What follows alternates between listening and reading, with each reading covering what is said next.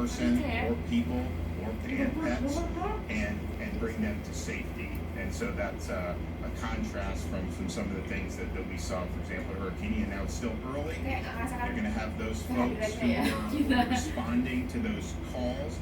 They're going to be doing broader search and rescue in those areas that did get hit with significant storm surge, and see if there's any other problems, or if there's any folks that are still left behind. But as of now, we don't have reports of that, and so those missions were successful, and those missions saved a lot of lives. So I want to thank all the first responders, our folks working for the sheriff's departments, fire rescue, of course all our state assets. Everyone was ready to go.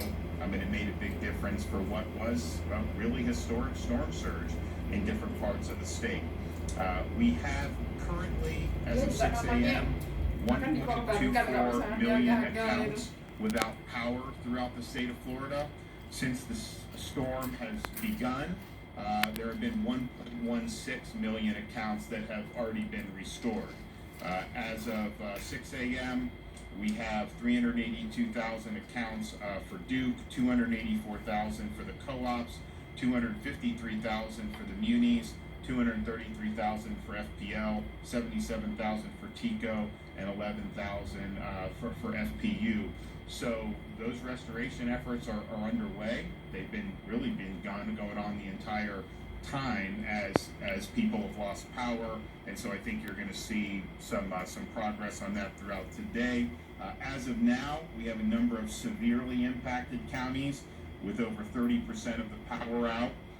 Alachua 55% out, Baker 86%, Bradford 65% out, Citrus 34% out, Clay 33% out, Columbia 99% out, Dixie 92%, Gilchrist 87%, Hamilton 99%, Jefferson 83%, Lafayette 81%, Leon 44%, Levy 83%, Liberty 33%, Madison 99%, Nassau 57%, Pinellas 41%, Polk 33%, Sewanee 99%, Taylor 99%, Union 86%, Wakulla 82%.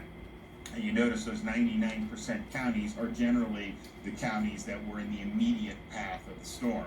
We had rescue operations going on like Southwest Florida, where the storm was 100, 150, 200 miles off the coast, and yet still generated major storm surge, and that was really the story up the whole Florida peninsula. But then as you got into landfall, where you had those Category 4 winds, there's no question that was going to disrupt the power operations, and so that's what you've seen. Probably not just simply power lines down in the immediate path of the storm, probably looking at some damage to substations, and so there's folks that are on the ground assessing and taking action to remedy that as soon as possible. Overnight, the cut and toss operations began at 3 a.m. with the Florida Department of Transportation, and they have been able to clear a lot of miles of roadway, over 2,000 miles just since the wee hours of the morning. I-10 is open and passable, but please drive with caution. I-75 north to Georgia is clear and passable, and FDOT cut and toss crews are pushing southward on I-75. Currently in Tampa Bay, the Sunshine Skyway, Gandy, Courtney Campbell, and Howard Franklin bridges are still closed at the moment. At first light, bridge inspections began. There are reports of some mapping applications not marking those bridges as closed, but as of right now, please choose alternative routes. Those bridges are going to be inspected and open in due time, and I know Jared and his team are working really hard to do that.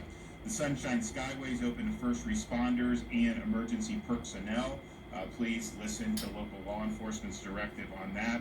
In Southwest Florida, Sanibel Causeway had a washout that's currently being repaired by FDOT, and we expect that to be okay relatively soon. 470 crews are active in the field, and as I mentioned, have cleared over 2,000 miles of roadway, and this was starting at 3 a.m., so they were ready to go, and it's made a difference. 129 bridge inspectors have been dispatched at first light, and they are currently inspecting the bridges in the impacted areas. You were listening to Governor Ron DeSantis.